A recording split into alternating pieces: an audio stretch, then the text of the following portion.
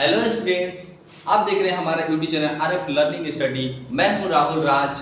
मैं आपके लिए कुछ बहुत ही महत्वपूर्ण क्वेश्चन लेकर आया हूं जो कि क्लास 10th का जो बोर्ड एग्जाम जो हमारा होने वाला है उसके लिए बहुत ही कारगर साबित हो सकती है। तो चलिए पढ़ते हैं इस क्वेश्चन की ओर।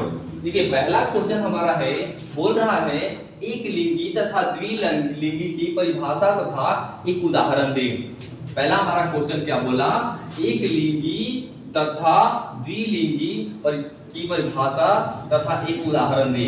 दूसरा क्वेश्चन है हमारा, गुण सूत्र का स्वच्छ नामांकित चित्र बनाइए। दूसरा क्वेश्चन है हमारा, गुण सूत्र का स्वच्छ नामांकित चित्र बनाइए। देखिए क्या होता है कि हर एग्जाम में एक चित्र बनाने के लिए आता है, तो वो जो चित्र बनाने के लिए आता है तो अथवा करके भी दे देता है और कभी कभी नहीं भी देता है, तो अपना मैनेज कर लेना है। बना लेंगे तो हमारा क्या होगा, आसानी से नंबर मिल जाती है। अब जो लिखने वाला बना, जिसको फिगर जो बना सकते हो अपना आराम से बना सकते हैं, अगर नहीं जो लिखने अथवा करके दिया होता है उसको अपना लिख लेना है। आइए तीसरा क्वेश्चन की ओर बढ़ते हैं। बोल रहा है कि नर तथा मादा जनन हार्मोन के नाम एवं कार्य लिखें। चौथा क्वेश्चन है, पर्यावरण बचाने का मुख्य उपाय क्या है। तो पर्यावरण बचाने का मुख्य उपाय, देखिए पर्यावरण जो है हमारा खतरे में क्यों है। सबसे बड़ी बात खतरे में होने का कारण ये है कि जनसंख्या, मतलब कि जो पॉपुलेशन है बहुत तेजी के साथ बढ़ रही है। अभी पता है वर्तमान में हम लोग की आबादी कितनी है, लगभग 138.67 करोड़ के आसपास हम लोग। और चाइना की जो स्थिति है कितना है, 141 कुछ समथिंग है। तो देखिए हम लोग का जनसंख्या कितना चाइना से हम लोग है, तो चाइना बहुत ही कंट्रोल कर चुका है, लेकिन हम लोग भी उतना पीछे नहीं है। आते आते 2030 तक उस महारत को हासिल कर लेने वाले हैं। हम लोग उस लिस्ट में भी शामिल हो जाएंगे जिस लिस्ट में शामिल होने के लिए हम लोगों को बेसब्री से इंतजार थी। तो यही सबसे ये बात नहीं है, ये मैं ऐसी बात बोला। अब यहाँ पर देखा जाता है जनसंख्या जितनी तेजी से बढ़ रही है उतना तेजी के साथ क्या उद्योग धंधे बढ़ रहे हैं। इस कारण से क्या हो रही है, हमारा पर्यावरण जो है बहुत ही खतरे में है। तो इसी से बचाने के लिए कुछ उपाय हमें क्या करना है, बताना है। तो ये क्वेश्चन जो बहुत ही महत्वपूर्ण बन जाता है, पूछा जा सकता है। पांचवा क्वेश्चन आता है, धमनी और सीरा को परिभाषित करें। पांचवा क्वेश्चन, धमनी और सीरा को परिभाषित करें। छठा है, विषम कोशी पोषण से आप क्या समझते हैं। सातवां क्वेश्चन है, लैंगिक तथा अलैंगिक जनन में अंतर बताएं। सातवां क्वेश्चन है, हरे पौधे को उत्पाद क्यों कहते हैं। क्वेश्चन आठवां क्वेश्चन है, हरे पौधे को उत्पाद क्यों कहते हैं। नौवां क्वेश्चन है, उत्सर्जन किसे कहते हैं। और 10वां क्वेश्चन है, आयोडीन की कमी से कौन सी बीमारी होती है। हम लोग आयोडीन नमक खाते हैं ना, जाते हैं तो टाटा साल्ट खाना पड़ता है, लेकर के आते हैं, तो वही है आयोडीन की कमी से कौन सा रोग होता है। तो पता है ना, आयोडीन की कमी से कौन सी रोग होती है, गले की बीमारी होती है, घेंघा रोग जिसको बोलते हैं ना, इसी आयोडीन की कमी के कारण होती है। आगे है हमारा, प्रकाश संश्लेषण क्या है, इसे रासायनिक समीकरण में व्यक्त करें। 12वां क्वेश्चन बोल रहा है, वाष्पोत्सर्जन क्रिया पौधे के लिए क्यों महत्वपूर्ण है। वाष्पोत्सर्जन क्रिया पौधे के लिए क्यों महत्वपूर्ण है। और 13वां क्वेश्चन बोल रहा है, वायवीय तथा अवायवीय शोषण में अंतर बताएं। वायवीय तथा अवायवीय शोषण में अंतर बताना है। और यहाँ पर हमारा आगे बोल रहा है 14 नंबर क्वेश्चन, जीवाश्म ईंधन क्या है, उदाहरण सहित लिखें। और हमारा 15वां क्वेश्चन है, धमनी और सीरा में दो अंतर बताएं। दो अंतर बताना है। देखिए जितना क्वेश्चन बोले उतना ही हमको जवाब देना है। जैसे यहाँ पर हमें बोला क्या, दो अंतर बताने की बात किया। अब यहाँ से हम 4 अंतर बताएंगे नहीं। जैसे मान लो हमारा 2 नंबर का क्वेश्चन है, तो 2 नंबर का क्वेश्चन है, अगर 2 अंतर बताएंगे तभी हमें 2 ही नंबर मिलेगा, और 4 लिखेंगे तो भी हमें क्या मिलेगा, 2 ही अंतर। तो काहे के लिए फालतू के लिए काम करेंगे, जितना हमारा क्वेश्चन बोल रहा है उतना ही लिखेंगे। ठीक है, चलिए आगे की ओर बढ़ते हैं। 16 क्वेश्चन बोल रहा है, मेंडल के कार्य को संक्षिप्त वर्णन करें। 17 हो गया। 17 क्वेश्चन बोल रहा है, समझा तथा समरूप अंगों को उदाहरण देकर समझाएं। 18वां क्वेश्चन बोल रहा है, उत्सर्जन क्या है, इसके 2 प्रमुख उत्सर्जी अंगों का नाम लिखें। 19वां क्वेश्चन बोल रहा है, जंतुओं में रासायनिक संवहन कैसे होता है। 20वां क्वेश्चन है ऑक्सीहीमोग्लोबिन क्या है। और 21 नंबर हमारा क्वेश्चन है रक्त के दो कार्य क्या है। रक्त के दो कार्य, हम लोग के जो रक्त होता है ना, ऐसे रक्त हम लोग का कितने प्रकार का होता है, 3 प्रकार का होता है। जनरली हम लोग अधिकतर पढ़ते हैं कितना, 2 प्रकार का, एक क्या WBC और एक RBC, और तीसरा भी हमारा होता है प्लेटलेट्स। आगे बढ़ते हैं 22 क्वेश्चन की ओर। बोला कि 22 नंबर बोल रहा है पाचक एंजाइमों का क्या कार्य है। 23 नंबर बोल रहा है पत्तियों को प्रकाश संश्लेषी अंग क्यों कहा जाता है। और 24 नंबर क्वेश्चन बोल रहा है तंत्रिका तंत्र का की क्या कार्य है। और 25 नंबर क्वेश्चन बोल रहा है मुकुलन क्या है। 25 नंबर क्वेश्चन हमारा क्या है, मुकुलन। देखिए यही जो तंत्रिका तंत्र है हमारे एग्जाम के समय क्या आया था, जब मैं एग्जाम दिया था बोर्ड का, यही वाला क्वेश्चन पूछा गया था कि तंत्रिका तंत्र का चित्र बनाने के लिए बोला गया था, तंत्रिका तंत्र का स्वच्छ चित्र बनाइए। तो जैसे कहा जाता है ना कि हम लोग पढ़ते हैं, बहुत सारा मेहनत करते हैं, उसी पे कहा जाता है, एक शायर है, कहता है मंजिल तो उन्हीं को मिलती है जिनके सपनों में जान होती है।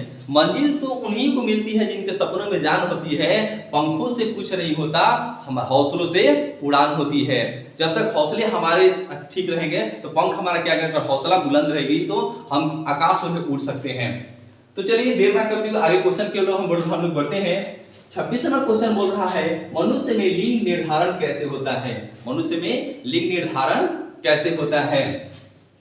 27 नंबर क्वेश्चन बोल रहा है डीएनए आनुवंशिकता का आधार है कैसे, यानी कि डीएनए आनुवंशिकता का आधार, डीएनए जो है आनुवंशिकता का आधार है कैसे। यानी कि यहाँ पर क्वेश्चन आपको समझाने की थोड़ा समझा दूं मैं, क्वेश्चन ये बोलने की कोशिश कर, आनुवंशिकता जो है डीएनए का आधार है, आधार है, यहाँ बोला कि आधार है, ये बोला कब कैसे है, आखिर ये आधार है तो कैसे है आधार है, ये क्वेश्चन समझाने की कोशिश कर रहा है। तो यहाँ पे देखिए क्या होता है कि बहुत सारा क्वेश्चन जो होता है हमें उस क्वेश्चन का की को ढूंढना है, की यानी कि चाबी, यानी कहां से उसके चाबी को ऐंठेंगे ताकि वो जवाब देना शुरू कर देगा। जैसे किसी का कान ऐंठो तो कान क्या होती है, मनुष्य की चाबी होती है, कान ऐंठो तो तुरंत आवाज देना शुरू कर देगा। जैसे तक बच्चे को देखना, छोटा सा कानवा टांगते हैं तो कैसे करता है, क्या क्या करना शुरू करता है। तो वही होता है प्रश्न में भी हमारा क्या होता है, वही हाल होता है, देखना होता है कि चाबी, हम इस चीज की चाबी कहाँ है, उस चाबी को पकड़ते हैं और ऐंठते हैं तो हमारा क्या क्वेश्चन का मतलब समझ में आ जाता है। आगे बढ़ते हैं क्वेश्चन नंबर 28 की ओर। बोले किन्हीं 4 पादप हार्मोनों के नाम लिखें। 29 नंबर है प्रतिवर्ती क्रिया क्या है।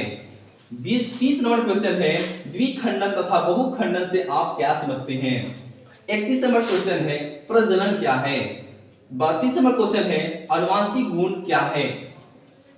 उसके बाद 33 नंबर क्वेश्चन है रक्त किसे कहते हैं और रक्त का कार्य क्या है। देखिए यहाँ पर एक और रक्त का क्वेश्चन हमारा मिला था ना, कहाँ है, इधर नहीं है।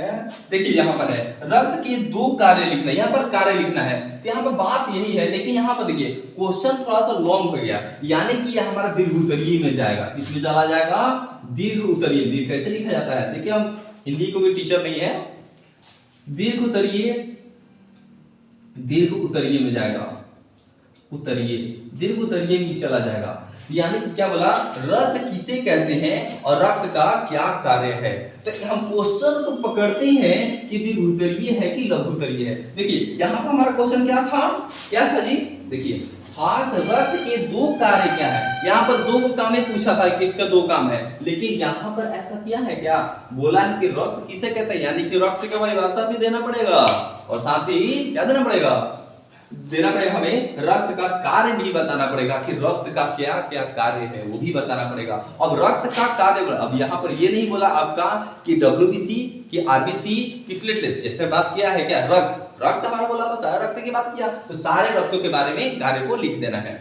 आगे बढ़ते हैं 34 नंबर क्वेश्चन हमारा है समजात अंगों से आप क्या समझते हैं। और 35 नंबर क्वेश्चन है हमारा परितंत्र में अपमार्जकों की क्या भूमिका होती है। 36 नंबर है अमीबा में पोषण की प्रक्रिया के सचित्र के साथ समझाया, चित्र के साथ, मतलब अमीबा में पोषण कैसे होता है उस प्रक्रिया को चित्र के साथ समझाना है। तो अमीबा का तो फोटो बनाना बहुत आसान होता है, ऐसे करो किसी तरह से जाकर के मिला दो, ये हमारा क्या हो गया, अमीबा हो गया, पता है ना। अमीबा को होता है क्या होता है, एक कोशिकीय क्या होता है, जीव होता है।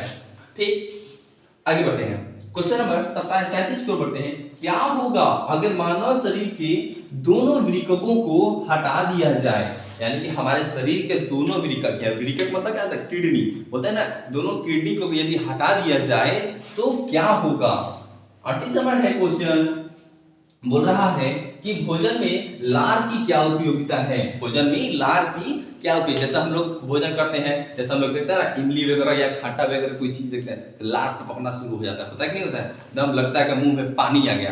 तो वही है लार जो है हमारा, उसकी क्या उपयोगिता है? क्या कि जैसे मान लो हमारे के मुंह में अगर लार ही नहीं बनेगा तो क्या हम भोजन को घोट सकते हैं? नहीं घोट सकते हैं, जा ही नहीं सकता अंदर, क्योंकि वही क्या होता है, पूरा गीला होता है, उसके बाद अंदर क्यों जाता है। तो एक बार कि लार की क्या उपयोगिता है उसके बारे में बताना है। आगे है 29 नंबर क्वेश्चन, काइम और काइल में अंतर करें। 44 नंबर क्वेश्चन है, किण्वन क्या है, इसके महत्व का वर्णन करें। अब देखिए ये भी हमारा क्या हुआ, दीर्घोत्तरीय क्वेश्चन हुआ, बोलते किण्वन क्या है, इसके महत्व का वर्णन करें। किण्वन क्या है यानी इसका परिभाषा भी हमको देना है और इसका महत्व क्या है उसके बारे में भी बताना है। तो हम दीर्घोत्तरीय क्वेश्चन को अब समझ में आ गया होगा कैसे पकड़ते हैं। आगे है क्वेश्चन नंबर कितना हो गया हमारा, 40 तक हो गया ना। आगे बढ़ते हैं 41 को चलेगा ना, 39 से बोल रहे हैं। क्या कीजिएगा, ठंडी है, ठंडी के चलते थोड़ा दिमाग भी इधर उधर हो जाता है। 41 नंबर आते हैं, प्रकाशानुवर्तन और गुणवानुवर्तन में क्या अंतर है? अगला क्वेश्चन है, जीवाश्म में क्या है या जैव प्रक्रम के विषय में क्या दर्शाती है? और 43 नंबर क्वेश्चन है, मेंडल द्वारा कैसे पता चला कि लक्षण प्रभावी है अथवा अप्रभावी? और हमारा लास्ट क्वेश्चन आ जाता है, क्या पादप में भोजन का स्थानांतरण कैसे होता है? लास्ट हमारा क्वेश्चन क्या है, पादप में भोजन का स्थानांतरण कैसे होता है? देखिए ये हमारा टॉप कितना था, 43 क्वेश्चन, जो कि ये जो क्वेश्चन जो है आपके एग्जाम की दृष्टि से क्या है, बहुत ही महत्वपूर्ण है। हम ऐसा नहीं बोल सकते कि 100% जो है हम बोल सकते हैं कि आपका आएगा, 100% नहीं बता सकते हैं, क्योंकि देखिए सारा जो भी बहुत सारा टीचर ऐसे बोलते हैं कि जाएंगे कि हाँ एग्जाम में 100% हमें गारंटी देता हूं कि 100% जो क्वेश्चन है इसी में से पूछा जाएगा। और बहुत सारे स्टूडेंट क्या होते हैं, बिल्कुल बताइए सर बोल दिए हैं आएगा। देखिए अब यहां से हम लोग क्या करते हैं, अनुमान लगाते हैं ऐसा क्वेश्चन क्या होगा, आ जाएगी। तो ये क्वेश्चन जो है जैसे एग्जाम की दृष्टि से बहुत इंपॉर्टेंट महत्वपूर्ण क्वेश्चन है, क्योंकि बोर्ड में जो है ना इसी टाइप से क्वेश्चन पूछा जाता है। अब देखिए बहुत सारा क्वेश्चन है इसी टाइप से पूछा जाता है, और इसमें हो सकता है कि आपका लैंग्वेज ही बदला हुआ, मतलब कि जो वर्ड जो होता है लैंग्वेज से दिखता है जाता है ना, बदल जाता है। जैसे यहाँ पर मुकुल बोला है, मुकुलन क्या है, यहाँ पर बोला जा सकता है कि मुकुलन से आप क्या समझते हैं, मुकुलन से आप क्या समझते हैं, मुकुलन के बारे में आप क्या जानते हैं, इस प्रकार से भी क्वेश्चन आ सकता है। इससे कोई डरने वाली बात नहीं है, अपना समझ लेना है। अब सारा चीज हम लिख लिया तो वैसे हूबहू नहीं आ सकता है, आपका लैंग्वेज चेंज हो सकता है, इसमें कुछ मतलब बदलाव हुआ रहेगा, अपना समझ लेना है। चलिए आगे हम अगला वीडियो में आपके लिए लेकर आएंगे केमिस्ट्री का कुछ महत्वपूर्ण क्वेश्चन, जो कि इसी प्रकार क्या होगा हमारा आने वाले बोर्ड एग्जाम 2023 के लिए बहुत ही कारगर साबित हो सकती है। तब तक के लिए जय हिंद।